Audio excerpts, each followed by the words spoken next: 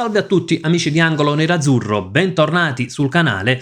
Torniamo a parlare di calcio giocato, vigilia di Champions League. Domani sera a San Siro arriva il Kairat, che nell'immaginario collettivo è un po' la Cenerentola di questa Champions, squadra kazaka, alla prima partecipazione nella massima competizione europea, partita che però è comunque importante perché rappresenta il giro di boa di questa Champions League, sia perché capita, esattamente a metà del percorso di questa prima fase, sia perché poi, le altre 4 sfide saranno decisamente più impegnative. Dalla prossima il calendario diventerà molto in salita.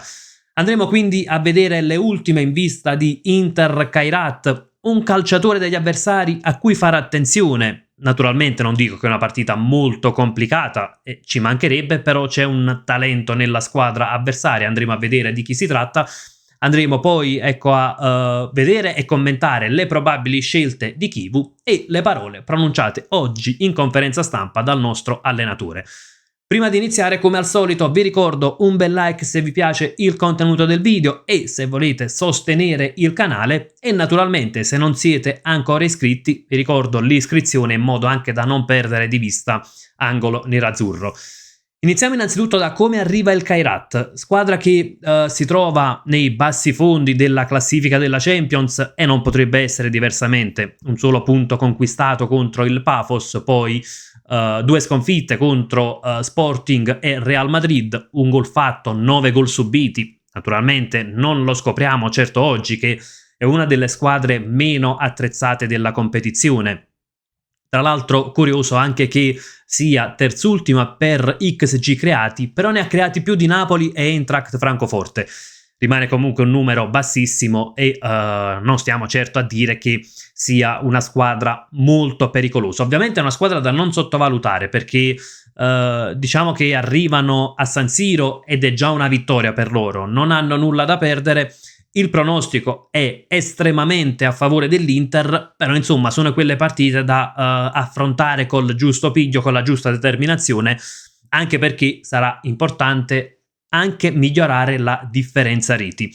Perché dico che è importante migliorare la differenza reti? Perché a volte può fare tutta la differenza, scusatemi per il gioco di parole, può fare tutta la differenza del mondo nella classifica della League Phase di Champions. Per fare un esempio, se andiamo a prendere la classifica dello scorso anno, a fine della prima fase, notiamo che praticamente dal 6° posto del Bayer Leverkusen e il 13° posto del Milan c'era soltanto un punto di differenza e in questo caso 16 punti erano sufficienti per arrivare tra le prime 8, perché poi la nona c'era l'Atalanta a quota 15, ma 16 punti potrebbero anche non essere sufficienti per arrivare tra le prime 8 e la discriminante potrebbe essere proprio la differenza reti. Facciamo un esempio: le squadre che sono arrivate a quota 15, dall'Atalanta al Milan, sono tutte a pari punti.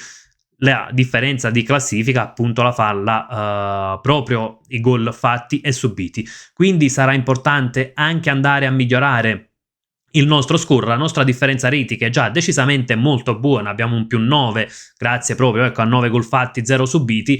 Sarà importante sfruttare al massimo tutte le occasioni per cercare di ottenere una vittoria quanto più larga possibile.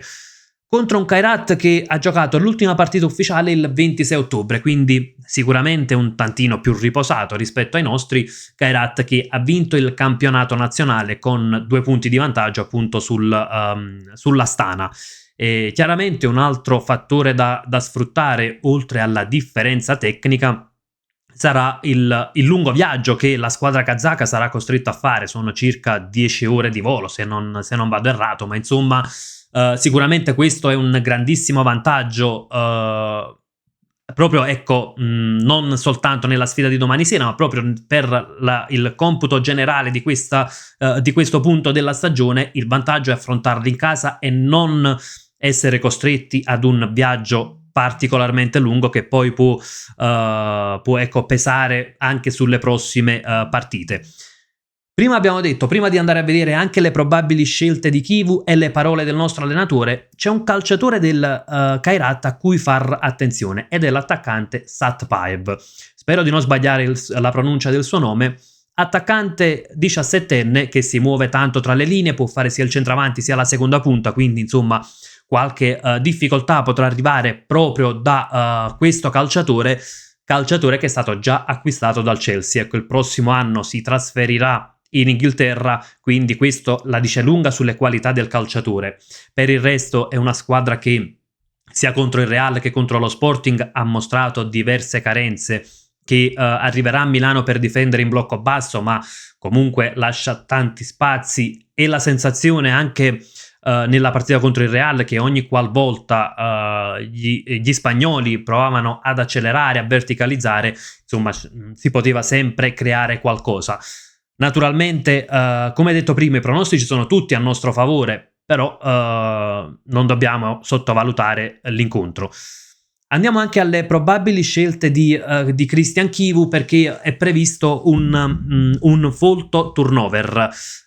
Turnover che riguarderà praticamente gran parte della rosa. Sommer sarà confermato tra i pali, e a proposito di questo è stato fatto anche una domanda su Josef Martinez, che dopo una domanda a Chivu su Josef Martinez che dopo andremo a vedere. In difesa Bissek, Acerbi, Carlos Augusto, quindi Bissek torna sul centrodestra, turno di riposo per Bastoni, Acerbi in ballottaggio con De Vrij, ma ci sarà un turno di riposo quasi sicuramente anche per Akanji. A centrocampo tornano titolari Dumfries, Barella e Di Marco, quindi sulla linea dei centrocampisti che tutti e tre non hanno giocato o meglio non sono partiti dall'inizio contro il Verona domenica, e Barella dovrebbe agire da regista, quindi con un turno di riposo per Çalhanoğlu.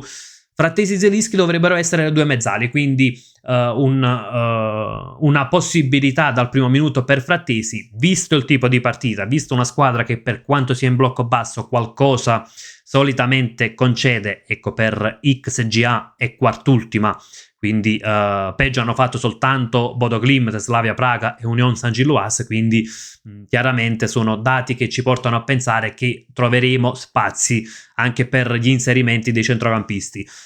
Coppia d'attacco che potrebbe essere Bonny più Esposito, quindi per la prima volta ci troveremo da titolari le due riserve, i due ragazzi, ecco, dell'attacco nerazzurro. Lautaro è ancora in ballottaggio con Bonny, però tutto porta a pensare che possa essere dato spazio proprio a Bonny più Esposito, seppur anche su questo c'è stata una domanda a Chivu, e andiamo proprio a leggere alcuni punti della conferenza stampa di oggi.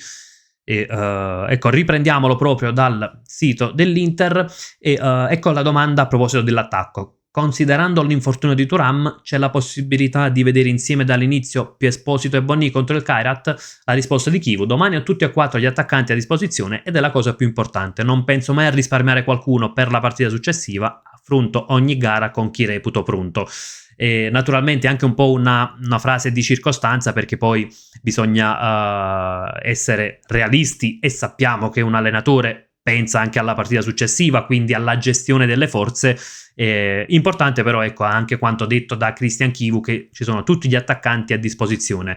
Poi gli viene chiesto anche di Lautaro. Per quanto riguarda Lautaro si cerca di creare un caso dove non c'è, anche quando non segna contribuisce con il suo lavoro, se non segna un attaccante segna un difensore o un centrocampista.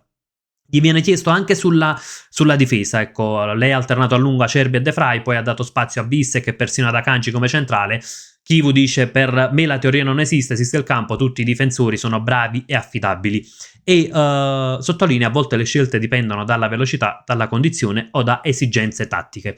Questo è un grandissimo punto, secondo me, a favore di Christian Chivu, perché è giusto che le scelte non vanno fatte soltanto valutando il minutaggio e quindi per non scontentare nessuno, ma soprattutto, ecco, valutando situazioni tattiche. Su questo a me sembra un allenatore estremamente preparato e non una frase di circostanza come spesso sentiamo. Poi gli viene chiesto: le sue scelte dipendono più dall'avversario o dalla meritocrazia negli allenamenti? Mi prendo sempre la responsabilità delle mie scelte, non c'è polemica. Scelgo chi ritengo possa aiutare la squadra in quel momento. Tutti si allenano bene, nessuno si tira indietro. È normale che qualcuno sia più deluso se gioca meno, ma tengo conto dei minutaggi, dell'equilibrio del gruppo e dell'energia.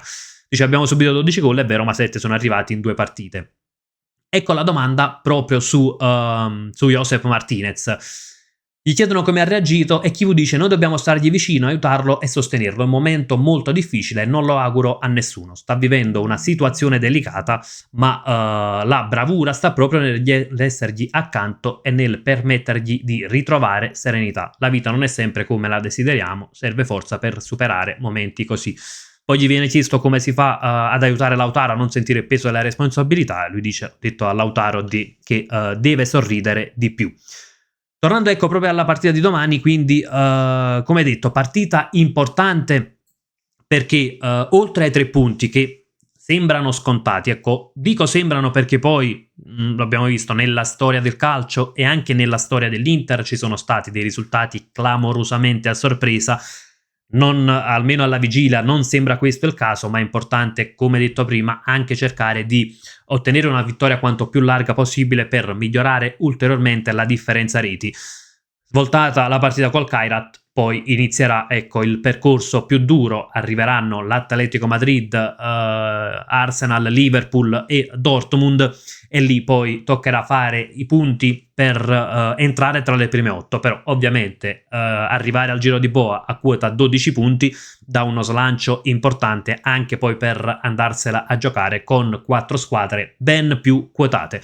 Ragazzi, fatemi sapere anche la vostra nei commenti, cosa vi aspettate dalla partita di domani, se siete d'accordo con le probabili scelte di Christian Chivu e insomma, se secondo voi c'è comunque un'insidia e forse quella principale, almeno dal mio punto di vista, potrebbe essere un po' sottovalutare l'avversario, come al solito sfruttiamo la sezione apposita per confrontarci e come sempre io vi saluto con un gran bel Forza Inter!